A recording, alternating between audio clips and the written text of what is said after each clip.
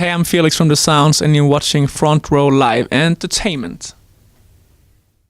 Hey guys, Rob here with Front Row Live Entertainment. I'm hanging out with Felix of The Sounds. How's it going, buddy? Good, good. Thank you for having me here. Well, thanks for hanging out with us. Of course, anytime. It's been a good tour. We're having a good time, so just finished sound check and yeah, waiting for the show. Cool. What's it like being back in the States? Love it here. We love it here. This is like our second home, especially LA. We have many friends here, and I think this is where our fan base started to grow.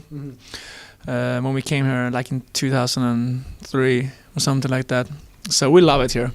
This is your first tour in 2 years, first national tour in 2 years. So what's it like when you guys aren't on tour? But yeah, this is like the first tour in 2 years when it comes to having like, you know, you're out for 6 weeks and, you know, like a proper album tour. But we've been playing constantly, you know, we've been here in the States a lot and in Europe. So we haven't been off the road, but this is the first like album tour we do. Okay. Yeah, in 2 years, I would say. And you guys are used to being on the road. So when you guys are not on the road, when you guys are at home relaxing or whatever it is you're doing, do you feel homesick from not being on tour, or how does it work? Yeah, this is my home, and also being home is my home. So you kind of like it's kind of hard sometimes to go back because it's a totally different world.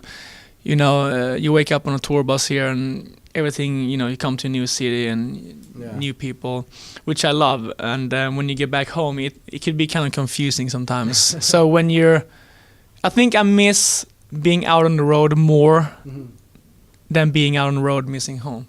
Okay. This has become my home. Yeah, definitely. That's all you know, pretty much. Yeah. This is what we've been doing for 13 years. Yeah. You know, so time flies when you're doing something that you love, right? Yeah, it feels like I'm 20 again. You still look like you're young, so it's cool. It works. For your New York show, you had about 300 fans rush the stage for your last song. Yeah. What goes in your head, or how do you feel hearing and knowing that people are passionately singing your music? That's awesome. That's the best feeling, you know, when you get that immediately response. It's a rush, you know. It's an emotional rush in your whole body. It's cool. It's really fucking cool, and we really appreciate our fans. They're the ones that built our career, you know, together with us. There's no labels or, you know, anyone else that's been helping us out more than the fans. So when you see them interact with us and dance and sometimes even being up on stage, it's just a blast. Do you still feel nervous being on stage sometimes? No, I mean, you're so natural at it now, right? Yes, but I mean, you can't walk out there and be just 100% safe, if that's the right word. You need to have, like, it's good to have some nerves because it makes you perform better. Okay. But I'm not nervous in the way I used to be. You know, like, I guess in the beginning I used to be nervous because things might go wrong. Now we have, you know, better equipment, more a crew of people. Yeah, we got better professional people now, so I trust them, and I'm nervous in a different way, I guess. Okay. Yeah. Okay. You guys just recently released your 4th album, Something to Die For. Let us know about the album. The album, this is the first album we did. We produced ourselves. Okay. We felt that we needed to do this. We've been together for that long, for like 13 years. We really know ourselves the best, and we've been trying to, I guess, finding that 6th member that could actually lead us into the right way. And all the other albums has been produced great, but we felt this album, I don't think that a producer would understand in what direction we wanted to take it, so we just decided to do it ourselves. And that's pretty much how we wanted to have it. You know, I think that's how we're going to do the next album as well. We don't really need to have another, in my word, guy that interferes. In other people's word, it might be, you know, an input. But I don't like to have too much people. We want, if you know what you want, there's no use to have anyone else, you know, telling you something different. So, we produce it ourselves in our own studio. We put it out on our own label. So this is, you know, everything comes from us. Okay. There's no middle hand. So if you like it, you know, cred to us, but if you don't like it, just blame us. And I don't mind being blamed for something I believe in 100%. And that's what the title is about as well. Something to Die For is we're trying to spread a positive message What we mean with something to die for us, it's we always believed in ourselves and our music, and that's what we would, pretty much give. We have giving up everything for our band and our career. Yeah. So that's what that title represents for us. And I remember Maya said in an interview a while back that since the beginning, she felt sure that you guys were going to make it. It was a matter of when, right? Yeah, we always had that motto: it's never if, it's always when. Exactly. And I think that, if you're going to be in this business, you need to believe in yourself 100%, and don't listen to people that's going to tell you what you can't achieve, or, that's, if you believe in yourself 100% and really deeply believe in yourself, obviously you need to have a talent. Yeah. But if you have those two, you will make it, one day or another. And that's mentality we have, and we still have that. We're still climbing up. Yeah, we still want to, achieve more in our career. But I think if you have that from day one, you might make it. Yeah. And this record, going back to it, it was actually more of a dancey record, instead of your previous stuff. So what gave you guys that direction? It all came natural.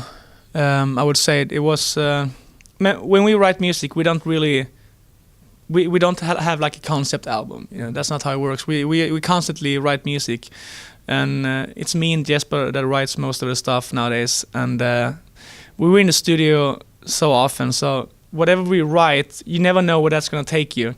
And this album just happened to be a dancey, more electronic album than the third one. Mm-hmm. It might have been a reaction of, because the third one was a little bit more guitar driven, more like epic, bigger sound. More pianos as well, right? Yeah, more acoustic sounding, and I guess we didn't want to repeat ourselves, but we didn't sat down and talked about it. I think that just came. Happened. It just happened, wow. So I think the song "Something to Die For" was probably the blueprint. When we did that song, I think we knew in what kind of direction we're gonna take this album. I've been hearing a lot about people talking about your shows, and all of them are always saying it's the best live show they've ever seen.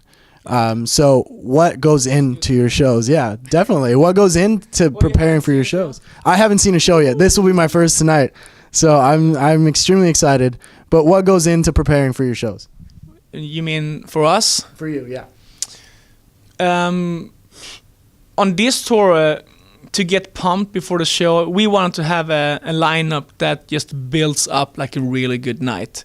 That's why we had the kids at the bar, the DJs and limousine and funeral party now, because it's dancey and it's a club night, and we sometimes just stand and watch other bands just to prepare and have a good time.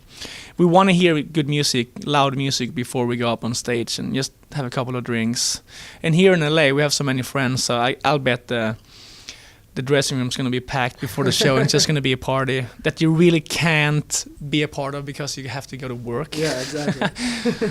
So yeah, I guess that's how we prepare. Try to, no matter what, if it's been like arguments in the band or whatever, something happened the same day, we try to just get together and have a couple of drinks, listen to music, and just go out and just do a job. What do you guys normally listen to beforehand?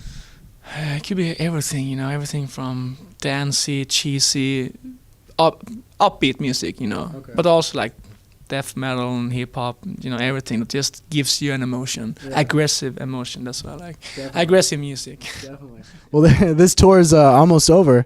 Yeah. What else do you guys have planned out for the remainder of the year? We're gonna have vacation. Okay. On different locations, just do things with. You guys are gonna get rid of each other. Yeah, we're gonna.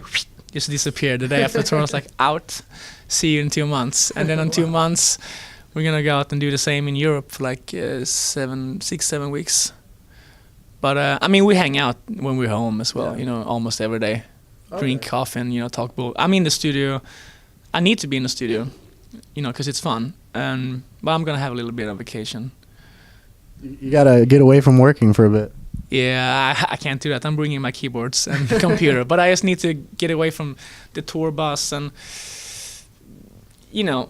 15 people living together. Yeah. Gonna be with myself and just take it easy. Now, and you guys, speaking of the tour bus, you guys have experienced many forms of transportation, whether it's a car, plane, bus, train, you name it. So what is your most comfortable way of traveling for these tours or these shows? It's definitely a tour bus. Yeah. Yeah, I love that.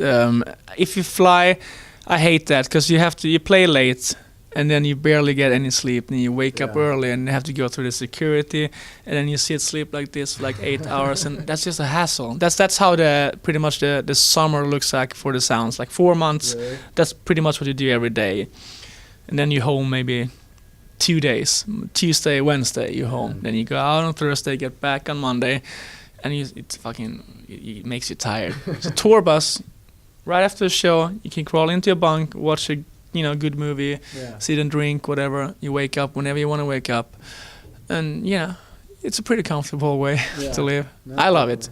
Definitely. Yeah. Well, cool. Thanks for hanging out with us, and it's a pleasure to meet you finally. Thank you, and good luck with the remainder of this tour. I hope you gonna like the show. I've been hearing good things. So I'm pretty sure I definitely will.